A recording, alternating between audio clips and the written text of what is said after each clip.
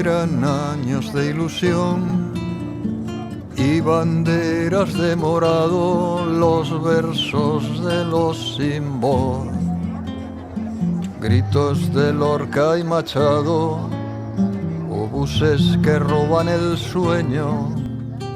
En esas noches silbaron, la tierra se parte en dos y el mundo mira a otro lado. Guernica llora, sangra el corazón, la libertad es pecado, Brigada Lincoln pide munición, pero no habla castellano. Y gritan no pasarán, con acento americano, y gritan no pasarán, con acento americano. Es la presidenta de la memoria histórica y yo, pues bueno, de alguna manera pues soy su secretario, ¿no? Explicar un poco lo que ocurrió aquí en este cortijo. Aquí no ocurrió absolutamente nada, pero es significativo porque esto era una fábrica de aceite. Entonces aquí venían las aceitunas, como veis, esto muy quebrado, pues, y sigue siendo, lo traían todo con bestias, con mulos, con burros, traían aquí la aceituna. Entonces una vez que habían hecho la masacre, que ahora ya lo explicaremos allí, la Guardia Civil cogió aquí a unos pocos de muleros y cogieron las mulas, se las llevaron para allá, y ya después de estar ellos muertos, los cogieron, los terciaron a las bestias y se los trajeron aquí. Y donde hemos estado ahora, que habéis estado desayunando, pues allí estaban esperando un camión y allí la Guardia Civil los montó allí y los pisotearon un poco. Y el capitán tuvo un poco de, por decirlo muy entrecomillado, un poco de ternura y les dijo que por favor que los respetaran a los mismos guardias civiles. Y de allí ya se los llevaron a Montoro, a la plaza de Toro, a la plaza del pueblo de Montoro. Y como era en ellos aquella historia que era para crear el terror, el miedo, para que el pueblo no estuviera nunca protegiendo a los maquis, a los guerrilleros, pues los pisoteaban también para infundir más miedo, ¿no? Y allí pues de nuevo tuvieron que intervenir y los respetaron. Y desde allí ya lo trasladaron con un camión a Bujalance y en la plaza del pueblo pues hicieron exactamente igual. Por eso aquí en este lugar nos hemos parado varias veces cuando hemos venido así en grupo y explicar que aquí fue donde cogieron los muleros para llevarlos allí, terciar a nuestra gente y traérselos para acá y bueno, de alguna manera después de muertos pues encima los humillaban. O sea que el terror fue tremendo y aún sigue siendo tremendo. Pero nunca nosotros hemos pensado en venganza ni nada, sino sencillamente recuperar algo muy importante, la verdad, la justicia y la reparación. Y eso es la labor que estamos haciendo desde las memorias históricas. De modo que este es el pasaje que hay aquí. Y ahora ya pues seguiremos allí y allí ya seguiremos explicando.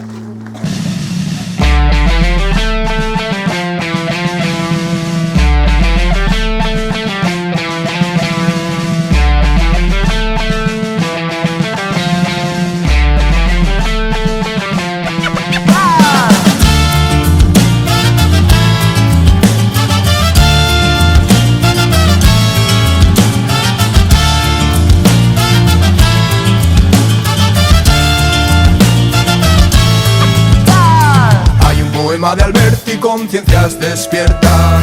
Primera línea del frente, Carmela, no vuelvas. Que el Ebro huela derrota, pero no cuelgues tus botas. Mañana vendrá a buscarte, suenen las trompetas.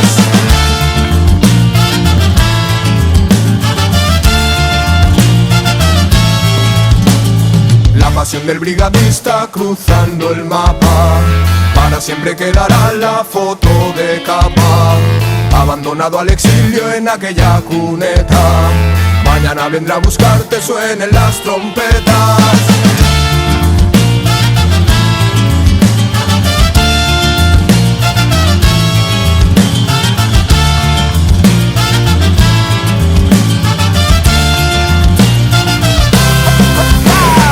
A los que saltan fronteras y empujan con fuerza, a los que empujan con fuerza para demolerlas. A los que saltan fronteras y empujan con fuerza, gracias a ese que hizo suya mi guerra.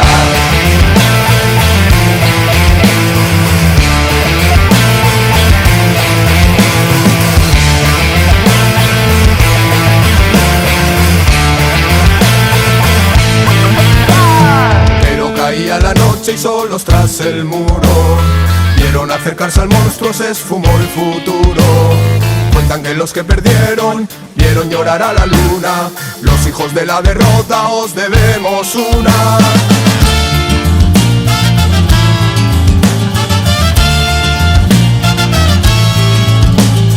La pasión del brigadista cruzando el mapa. Para siempre quedará la foto de capa. Abandonado al exilio en aquella cuneta. Mañana vendrá a buscarte, suenen las trompetas.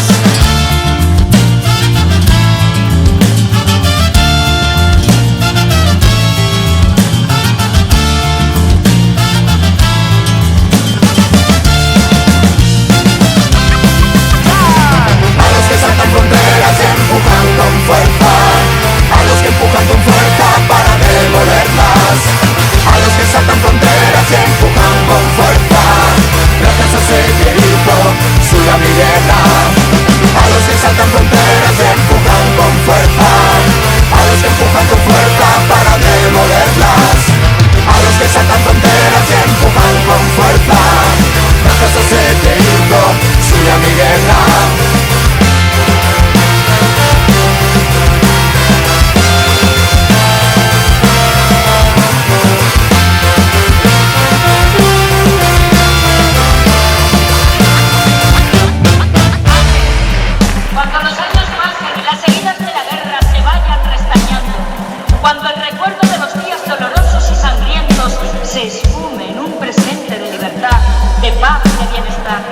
Cuando los rencores se vayan atenuando, hablad a vuestros hijos, habladles de estos hombres y mujeres de las brigadas internacionales.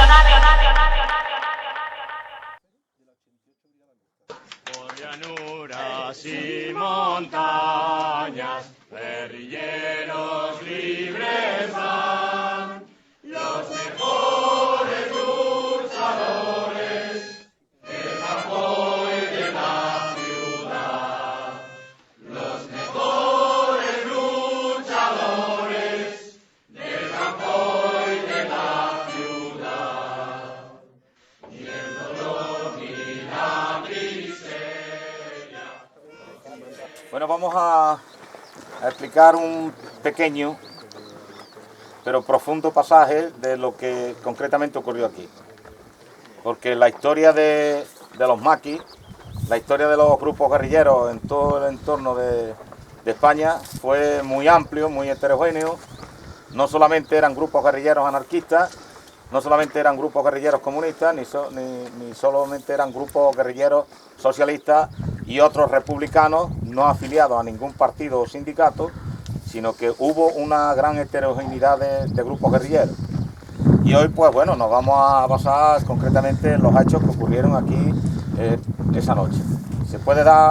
Alejo puede dar una pequeña también pasada sobre la concatenación que había entre Frasquito y su tío, de hechos que ocurrieron juntos en el frente de Pozo Blanco, cómo se era la CNT en sí dentro, como buen libertario que es, como buen compañero de la CNT, compañero de Podemos, pero somos compañeros ambos desde hace 30 y tantos años que estamos trabajando juntos, no solamente en política, sino en el tema de la memoria histórica.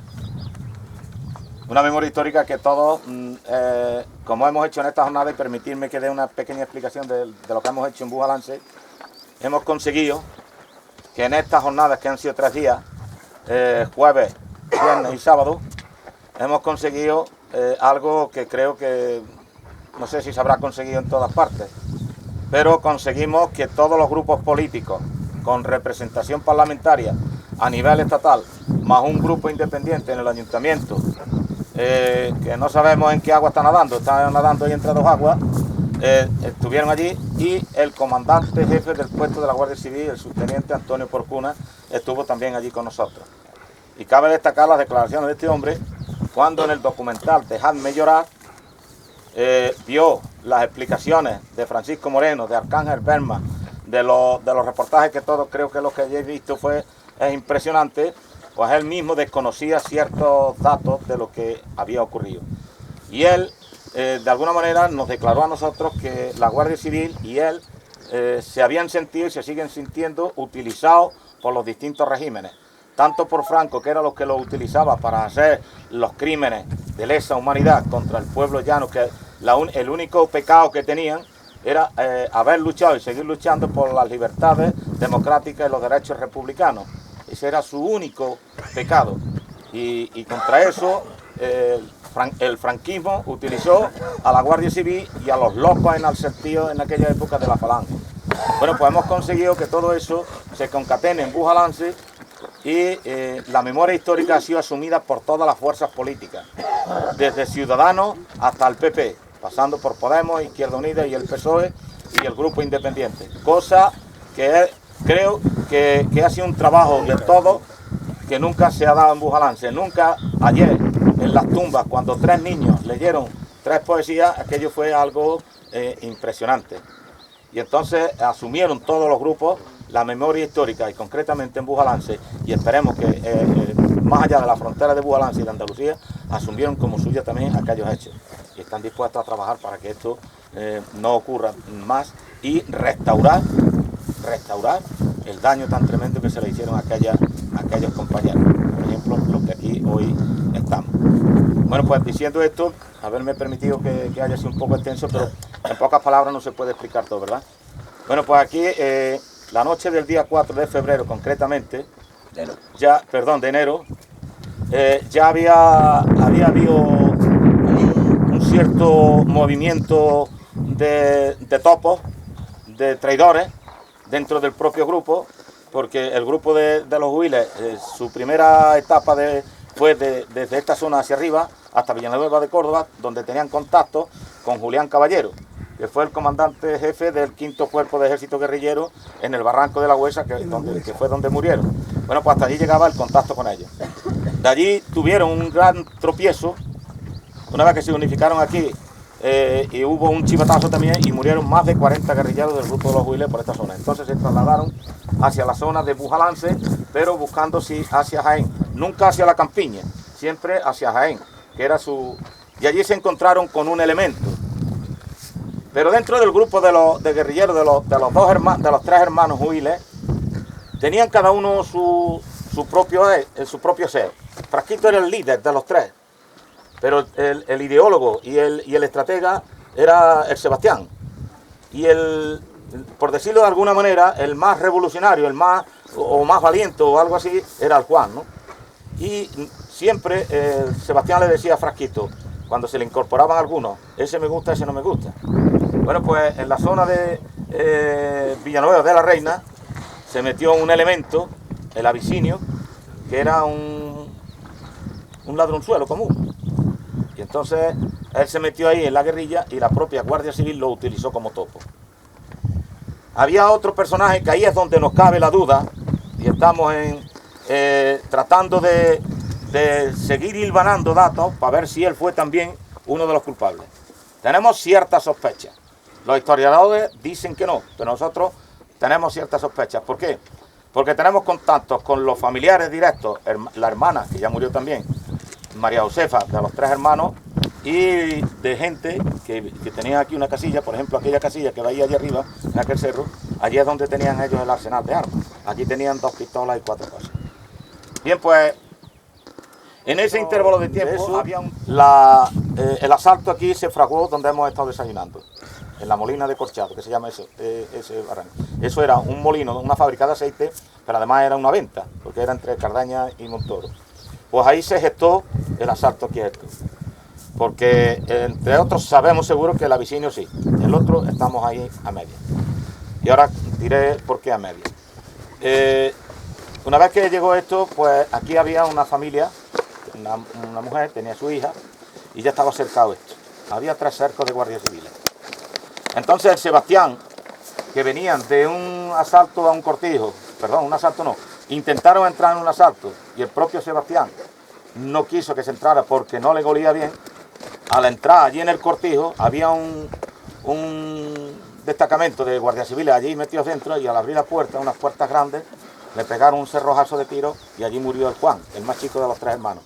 Y 2 o 3 heridos y entre ellos el Sebastián. Entonces vinieron aquí Y ya estamos hablando de los días últimos de diciembre y primer día de enero, entonces ya llegaron aquí.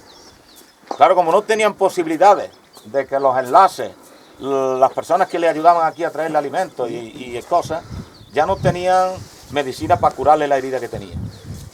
Y tenían unas calenturas de miedo. Y ya sabían que estaban aquí cercados. ¿Cómo sucedieron los hechos? Como ellos no tenían armamento, prácticamente lo que tenían eran 2 escopetas y 2 pistolas, no había más nada, pues entonces no tenían defensa. Ya estaban asaltados. Pegaron unos cerrojazos y tal. Entonces, el Juan, que tenía una calentura tremenda, perdón, el Sebastián, que tenía una calentura tremenda y no tenían agua. Y uno de los compañeros, Tomás Martínez, que su nombre aparece aquí, dice: Frasquito, voy a bajar al arroyo, que es el arroyo Mojapié, voy a bajar al arroyo por agua que tu hermano está. Y le dice: no salgas, Tomás, que te van a dejar frito. Todo eso relatos de gente que lo contaba, porque esto en la noche y la voz que hace así se expande de noche, se escucha.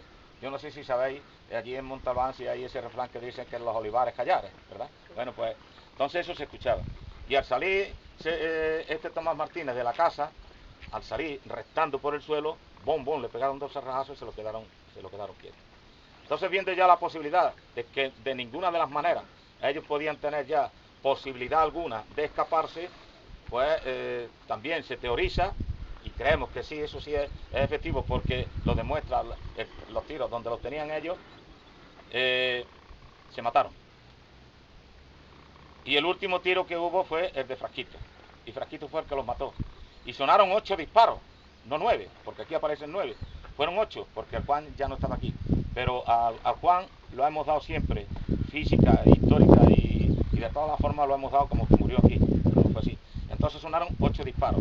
Y el último, entre los primeros 7 disparos, que eran hubo un intervalo de 2 o 3 segundos, hasta que Frasquito, todo esto es suposiciones, pero tal como ocurrieron los hechos, nos lo contaron, nosotros montamos que así más o menos fue esto, ¿no? Entonces hubo un cierto intervalo de unos 8 o 10 segundos en el que sonó el último disparo. Y la bala por aquí. Eso es lo que los vieron cómo estaban los tiros pegados y el criterio que sacamos de todo aquello era que antes de entregarse a la Guardia Civil, porque los iba a hacer picaillos, hablando en esa terminología, los iba a martirizar, los iba a humillar, ellos prefirieron morir ellos antes que entregarse para que los masacraran. De aquí se los llevaron terciados en las bestias, tal como he dicho antes, allí en aquel cortijo, y los llevaron a Bujolance. Y bueno, pues estos son en definitiva, de alguna manera, cómo ocurrieron los hechos aquí aquella noche. Y ahora si queréis alguna pregunta, y yo creo que Alejo va a aclarar algunas de las cosas.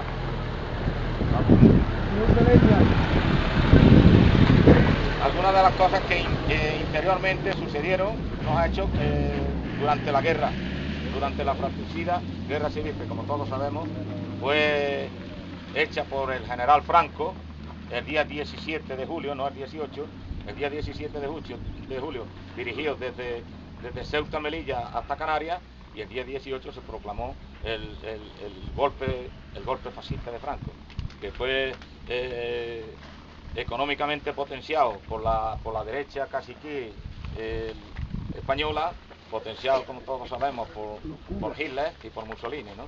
Y claro está, bendecida por la Iglesia Católica Apostólica Romana, que todavía no ha pedido perdón por colaborar en los crímenes de lesa humanidad.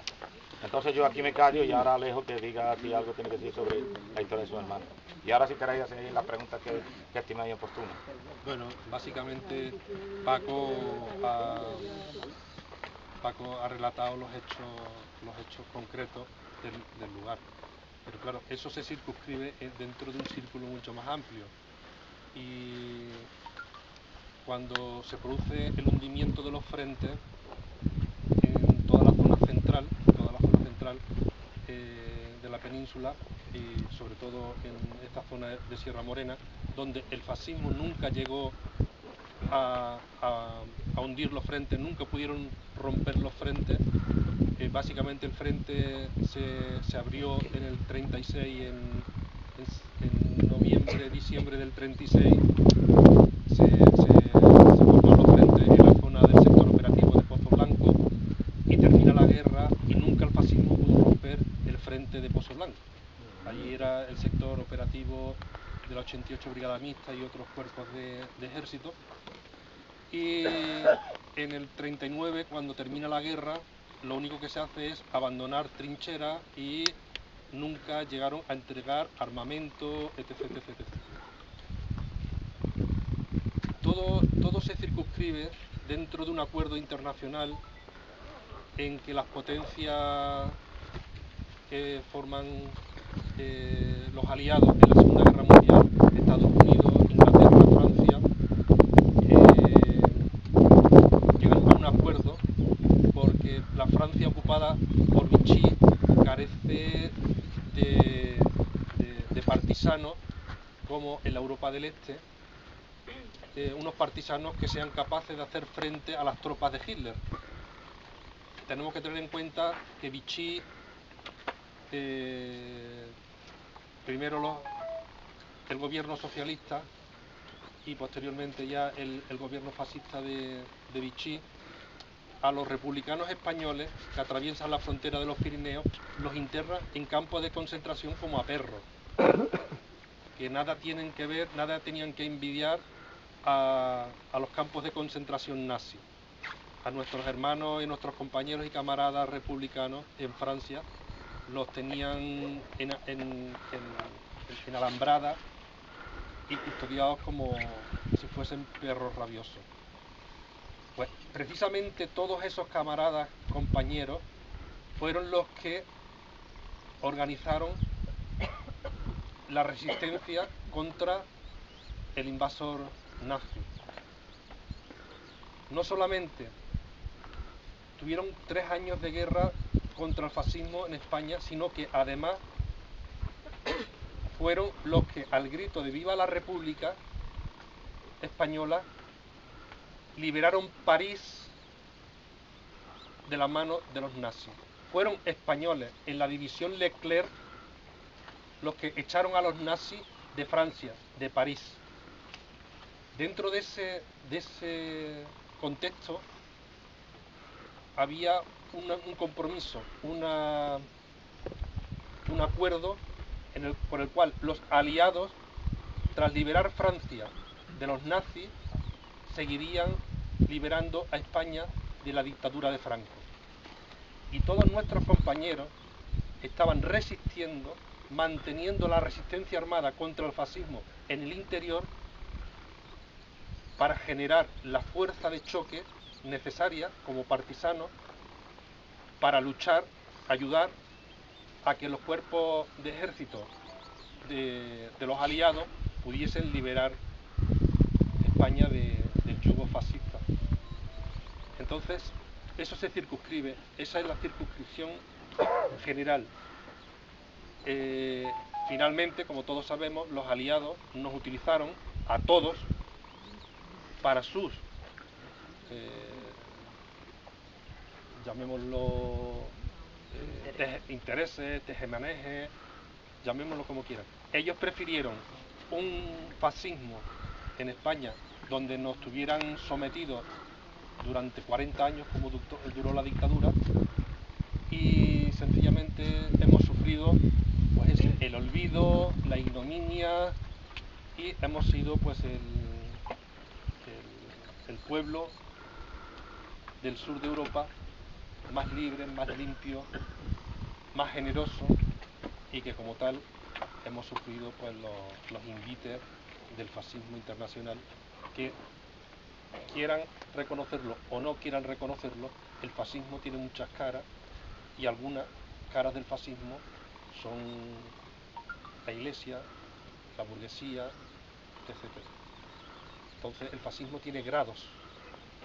No nos olvidemos que los que nos están gobernando son tan fascistas y proceden del régimen que nos ha tenido sometidos 40 años y que nos están aplicando medidas fascistas, y que si no somos capaces de generar no resistencia de este tipo, pero sí resistencia organizativa y etc., tenemos en peligro la democracia que tanto nos ha costado construir en estos 40 años y que nos la están debilitando, y que no llegaremos a estas consecuencias, pero en lo social es a lo que tienden.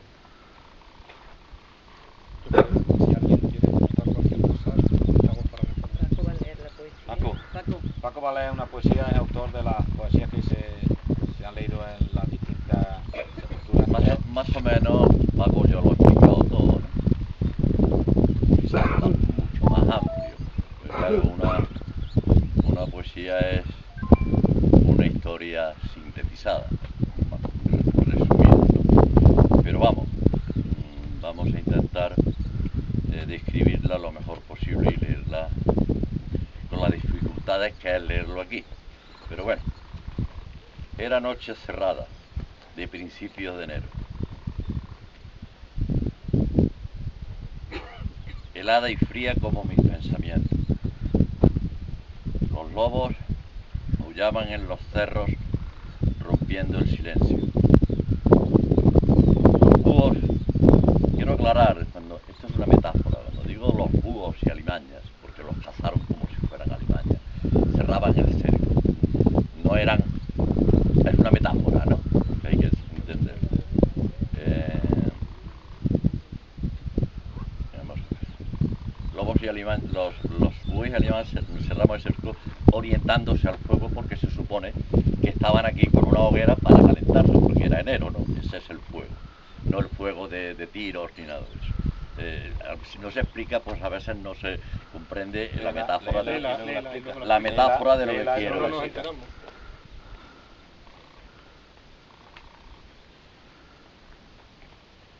Ateridos de frío, llegó la madrugada.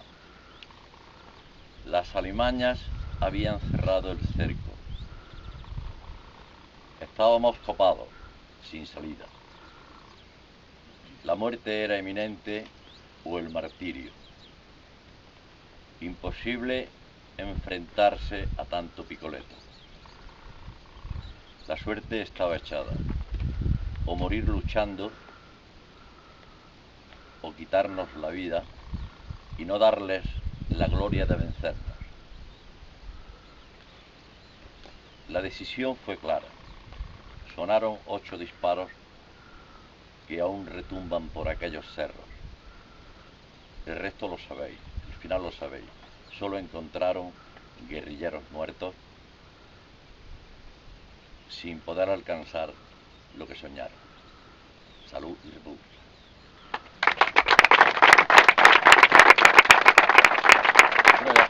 Lo he ido aclarando al mismo tiempo que de los versos y esa es la teoría que hay, que se autoinmolaron ellos.